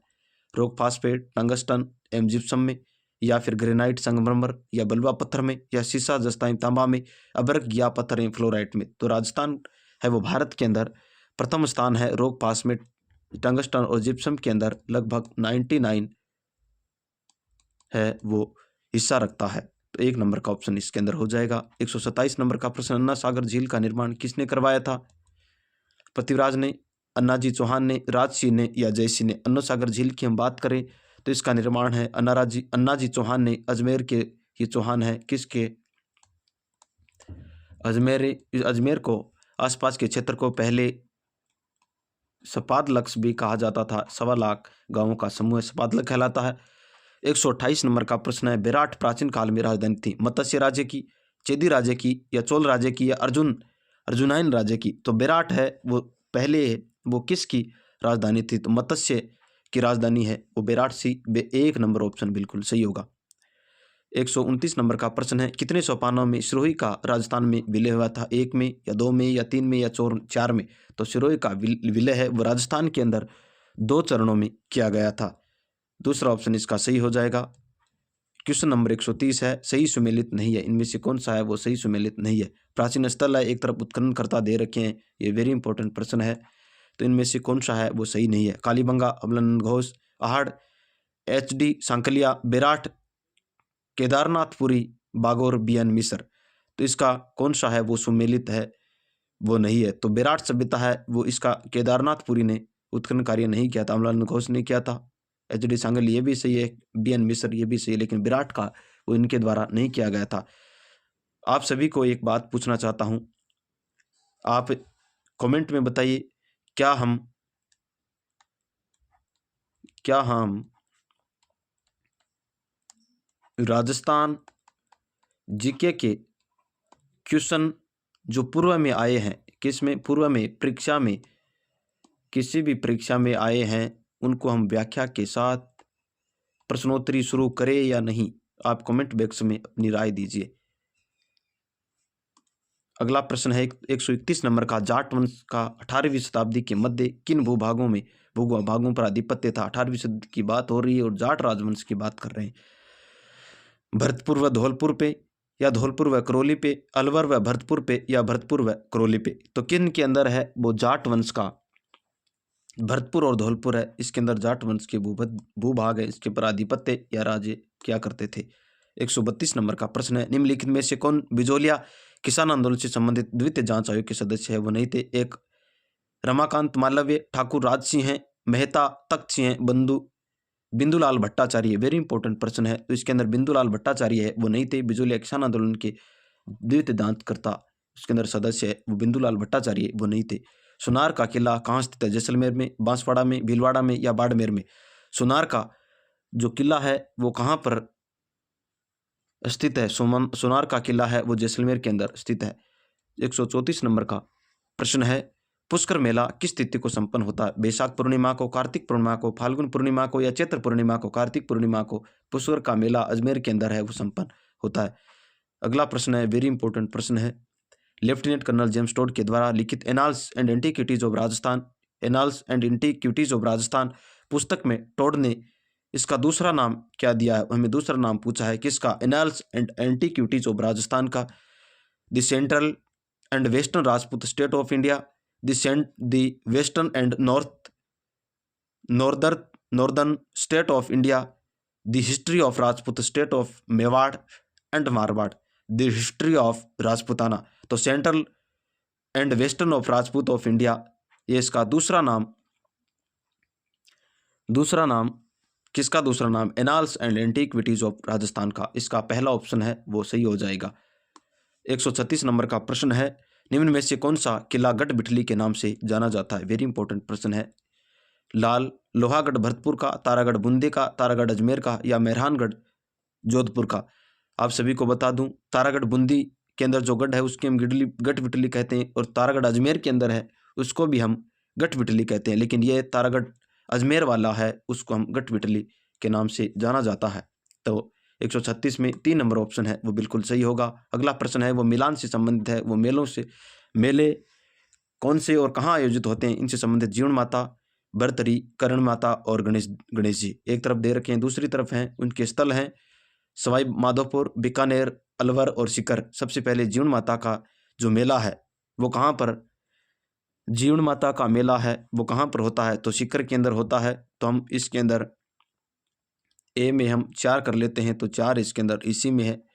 तो आपको मैं सबसे पहले बता देता हूँ कि जो आपको आ रहे हैं हमें वो करना है। भरतरी का मेला है वो अलवर के अंदर होता है, तो हम इसके अंदर 3 कर लेते हैं, तो 3 इसके अंदर है। करणी माता का मेला है वो कहाँ पर बढ़ता है? करणी माता का मेला बीकानेर में होता है, तो 2 में। और गणेश जी का मेला सवाई माधोपुर में सबसे बड़ा मेला होता है, 2 और 3। तो सबसे पहले इसमें खैर ये तो ऑप्शन है वो बिल्कुल ईजी था, लेकिन हमें सबसे पहले 1 आता है, 2 आता है, तो हमें दोनों को मिला लेना है। उसके बाद मिला करके हमें यहाँ पर देख लेना है। उसके बाद अगर 2 नहीं मिल रहे हैं तो ऑप्शन डायरेक्ट ही बिल्कुल हमें कर लेना। 37 नंबर में 4 नंबर ऑप्शन सही होगा। 138 नंबर का प्रश्न है। देश का केंद्रीय बैंक निम्न में कार्य नहीं करता? किस केंद्र कार्य नहीं करता? कौन सा कार्य है वो नहीं करता है? कौन से केंद्रीय बैंक की बात करेंगे? समाशोधन गृह कार्य, नोट निर्गमन का कार्य, सरकार को सलाह देने का कार्य, जनता के लिए बैंकिंग कार्य। तो केंद्रीय बैंक का कार्य है वो इनमें से कौन सा है? जनता को बैंकिंग का कार्य है, जनता के लिए बैंकिंग कार्य ये इसका कार्य है वो नहीं होता। 138 में 4 नंबर। 139 नंबर का प्रश्न है। भारत में सर्वाधिक शाखाएं किस बैंक की है? Standard chartered bank, city bank, A and gender, Greenland bank, China trust bank. इनमें से किसकी है वो सबसे ज्यादा है? तो इनमें A and gender, A and gen Greenland bank की है। ए एंड जेंड तीसरा ऑप्शन इसका हो जाएगा। 140 नंबर का प्रश्न है, निजी क्षेत्र में काशीनाथ बैंक का विलय किस बैंक में कर दिया गया है? भारतीय स्टेट बैंक में, पंजाब नेशनल बैंक में, बैंक ऑफ इंडिया में या बैंक ऑफ बड़ौदा के अंदर। निजी बैंक का जिस काशीनाथ बैंक है उसके बारे में पूछा है, तो भारतीय स्टेट बैंक के अंदर इसका है वो कर दिया गया है। क्या कर दिया गया है? इसको मिला दिया गया है, निजी क्षेत्र निजीकरण कर दिया गया है। 141 नंबर का प्रश्न है, सामाजिक अध्ययन शिक्षण में, यह हमारे समाज के अंदर शिक्षा शास्त्र से संबंधित प्रश्न है। क्या है? शिक्षा शास्त्र, या जिसे हम पेडागोजी कहते हैं। सामाजिक अध्ययन शिक्षण में ऐतिहासिक स्थलों का भ्रमण उपयोगी है, विषय के प्रति रुचि उत्पन्न करने के लिए बिल्कुल सही है। प्रत्येक सूचना प्रदान करने के लिए जितना भ्रमण करेगा बालक है वो प्रत्यक्ष ज्ञान हासिल करेगा। विषय वस्तु को बेहतर समझने के लिए जिसको बच्चा जिस विषय वस्तु को देखेगा उसको बेहतर तरीके से समझेगा। तो इस प्रकार चारों ऑप्शन है इसके अंदर सही हो जाएंगे। चौथा ऑप्शन सही हो जाएगा। ब्लूम की पाठ्य योजना आधारित उद्देश्यों पर, विषय वस्तु पर, प्रस्तुतिकरण या ये सभी। तो ब्लूम ने जो दिया है वो उद्देश्यों के आधार पर है, वो पाठ्य योजना दिए। इन्होंने कितने उद्देश्य बताए हैं उसके हिसाब से है वो दिया है। तो 42 में 1 नंबर ऑप्शन हो जाएगा। 43 नंबर का प्रश्न है, पाठ्य योजना एक उद्देश्यपूर्ण कार्य है जो संलग्नता के साथ सामाजिक वातावरण में किया जाता है। यह कथन किसका है? ब्लूम का, क्रोनकरो का है, जॉन डीवी का है या किलपेट्रिक का? तो किलपेट्रिक ने कहा है कि उद्देश्यपूर्ण कार्य होना चाहिए जिसके अंदर वातावरण आता है, संलग्नता साथ होती है। तो किलपेट्रिक का है। 43 नंबर में 4 नंबर ऑप्शन बिल्कुल सही होगा। 144 नंबर का प्रश्न है, सामाजिक अध्ययन में अग्रलिखित में कौन सी, यानी अग्रलिखित जो लिखी हुई है उनमें कौन सी परीक्षा छात्रों की स्वतंत्र चिंतन के मूल्यांकन का अवसर प्रदान करती है? स्वतंत्र मूल्यांकन की हम बात करें, बालक है वो अपने चिंतन के माध्यम से स्वतंत्र चिंतन करता है। ये मूल्यांकन का कौन सा प्रदान इसके अंदर देखेंगे हम। वस्तुनिष्ठ के अंदर बिल्कुल नहीं होता है, ऑप्शन दिए होते हैं। बांदी निबंधात्मक होता है, अपने विचारों को। लघु उत्तरित्मक ये भी नहीं होता। अति लघु, तो इसका प्रकार दूसरा ऑप्शन है वो इसका बिल्कुल निबंध के माध्यम। निबंधात्मक का मतलब बहुत बड़ा उत्तर होता है जिसमें हम अपने विचारों के माध्यम से अपनी अंतरंग की अनुभूति है उसको लिख सकते हैं। अगला प्रश्न है 145 नंबर का प्रश्न है, निम्नलिखित में से क्या एक सामाजिक अध्ययन की विशेषता है? वो नहीं। इनमें से कौन सी सामाजिक विशेषता है? वो नहीं है। सामाजिक अध्ययन मानव जीवन को प्रधान देता है। कौन सी विशेषता है? वो सामाजिक मानव जीवन को प्रधानता देता है, बिल्कुल सही है। सामाजिक अध्ययन इतिहास, भूगोल, अर्थशास्त्र तथा नागरिक शास्त्र से का एक संघ है, यह भी सही है। सामाजिक अध्ययन ज्ञान के नवीन दृष्टिकोण पर बल नहीं देता, बिल्कुल देता है साहब, ये तो गलत हो गया। और सामाजिक अध्ययन व्यक्ति तथा समाज के बीच सामंजस्य स्थापित करता है, यह भी सही। तो हमें पूछा क्या है? गलत पूछा है, तो गलत इसका 3 नंबर ऑप्शन वो गलत हो जाएगा। 145 में 3 नंबर। अगला प्रश्न 146 नंबर का, सामाजिक विज्ञान के अध्ययन में भ्रमण का महत्वपूर्ण स्थान है क्योंकि किताबी ज्ञान भ्रमण है वो एक क्या होगा? स्थायी ज्ञान होगा। देख करके बच्चा सीखेगा, जिस वस्तु को बच्चा देखता है उसको सबसे ज़्यादा सीखता है। अब हम इसके ऑप्शनों की ओर चलते हैं। किताबी ज्ञान की अपेक्षा प्रत्यक्ष अनुभव अधिक और स्थायी होता है। प्रत्यक्ष अनुभव अधिक और स्थायी होता है, बिल्कुल स्थायी होता है ज्ञान। तो ये ऑप्शन सही है। अगला देखते हैं, भ्रमण छात्रों के लिए मनोरंजन का एक साधन नहीं। मनोरंजन का साधन होता है लेकिन इतना नहीं। भ्रमण शिक्षकों के लिए एक सुविधाजनक होता है, शिक्षकों के लिए नहीं। भ्रमण के माध्यम से छात्रों में उनके सामाजिक विकास की गति को तीव्र किया जा सकता है। देखिए, सामाजिक विकास हमें यानी हम अधिगम की बात करते हैं तो सामाजिक अध्ययन के अंदर किताबी ज्ञान की अपेक्षा है, किताबी ज्ञान की अपेक्षा प्रत्यक्ष अनुभव है ज्ञान करके वो स्थायित्व की ओर बढ़ता है। तो पहला ऑप्शन इसका बिल्कुल सही हो जाएगा। 47 नंबर का प्रश्न है, सामाजिक अध्ययन के अध्ययन में पूर्व माध्यमिक कक्षाओं के लिए उपयुक्त अध्याय कौन? किसके अंदर पूछा है? पूर्व माध्यमिक कक्षाओं के लिए पूछा है। और उपयुक्त अध्याय क्या होना चाहिए? हमारा गांव या तथा प्रांत, राष्ट्रीय जन जागृति एवं सेवाएं, पड़ोसी राज्यों से हमारा संबंध, इंग्लैंड की औद्योगिक क्रांति। तो पूर्व माध्यमिक जो कक्षाएं हैं उसके अंदर हम किस तरीके से रखेंगे? तो पड़ोसी राज्य का हमारे संबंध, ये नहीं रख सकते। हमारा गांव बिल्कुल सही है। पूर्व माध्यमिक कक्षाओं की बात करें तो हमारा गांव तथा प्रांत, ये इसको हम रखेंगे। 148 नंबर प्रश्न है, इसमें हम देखते हैं, सीखने के प्रतिफल के संबंध में कौन सा कथन है वो सत्य? सीखने के प्रतिफल की बात कर रहा है। सीखते हुए व्यवहार, सीखने नहीं बल्कि सीखते हुए व्यवहार परिवर्तनों को जब महसूस किए जाते हैं वह आंकलित किए जाते हैं। जो व्यवहार जो सीखने की प्रतिफल कहलाते हैं। जैसे प्रतिफल है वो किसको कहते हैं, ये हमें पूछा है। तो सीखने के व्यवहार में जो परिवर्तन आता है उसमें जो महसूस किया जाता है, आंकलन किया जाता है, सीखने के प्रतिफल कहलाते हैं। बिल्कुल सही है, सत्य का स्तंभ पूछा है। आगे चलते हैं। सीखने के प्रतिफल प्रक्रिया पर आधारित होते हैं। बिल्कुल सही है। सीखने के प्रतिफल वे दक्षताएं हैं जिन्हें विद्यार्थी के द्वारा निरंतर विकसित एवं संवर्धित। निरंतर बच्चा सीखता रहता है, अलग अलग तरह की सामग्रियां हैं वो सीखता रहता है। तो इसके अंदर चौथा ऑप्शन है वो बिल्कुल सही हो जाएगा। चारों ऑप्शन है वो सही है। 149 नंबर का प्रश्न है, सूचना एवं प्रौद्योगिकी में सम्मिलित है। ऑनलाइन सीखना, एडुसेट के माध्यम से सीखना, ये सरकार के द्वारा चलाया गया एक माध्यम है। वेब बेस्ड सीखना, उपयुक्त सभी। तो सूचना प्रौद्योगिकी के अंदर हम किसको सीखते हैं, तो एडुसेट होता है, ऑनलाइन सीखना होता है, सूचना के माध्यम से हम सभी प्रकार के सीखते हैं। ये तीनों बिल्कुल सही है। तो अतः चौथा ऑप्शन इसका राइट होगा। अंतिम प्रश्न 150 नंबर का प्रश्न है, आईसीटी के द्वारा शिक्षा प्रभावी होती है। शिक्षा किस तरीके से प्रभावित होती है? धार्मिक भावना से, सामाजिक प्रभावना से, कंप्यूटर प्रोसेस की स्पीड से, कंप्यूटर शिक्षण कौशल प्रोग्राम तथा कंप्यूटर से। तो कंप्यूटर शिक्षण कौशल प्रोग्राम से, कंप्यूटर से इसकी क्या होती है, प्रभावित है वो होती है। इस तरीके से हमने आज तीसरा है वो मॉडल पेपर किया है। तो आप सभी अपना मूल्यांकन करें और कमेंट बॉक्स में आप लिख करके हमें बताइए कि आपके कितने प्रश्न है वो सही हुए हैं। तो इस तरीके से आप अपना मूल्यांकन करें। हम चौथा मॉडल पेपर है वो भी हम जल्द लेके आएंगे। साथियों, आप सभी को एक बात मैं बता देता हूं, हम मॉडल पेपर है वो करवाते हैं और ये मॉडल पेपर में निश्चित रूप से हमें समय लगता है, लेकिन आप सभी को मैं विश्वास दिलाता हूं कि जितने मॉडल पेपर हम करवाएंगे, जितने भी हम 30, कम से कम 30 और अधिकतम है वो जितने होंगे 30 या 50 मॉडल पेपर है वो करवाएंगे। उन मॉडल पेपरों में आप सभी को लगभग 80 से लेकर के 90 तक क्वेश्चन है वो इन मॉडल पेपरों में आप सभी को मिल जाएंगे। ऐसे के ऐसे मिलेंगे। उसकी लैंग्वेज है वो बिल्कुल थोड़ी बहुत है वो चेंज मिल सकती है। ये हम क्यों कह रहे हैं, ये हम इसलिए कह रहे हैं क्योंकि हम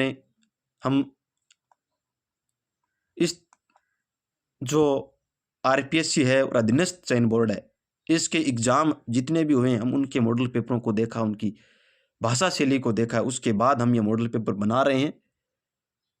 और ऐसे ही हम आरपीएससी का जो संस्कृत विभाग का जो सेकंड ग्रेड का पेपर हुआ था उसको उठा करके देख लीजिए।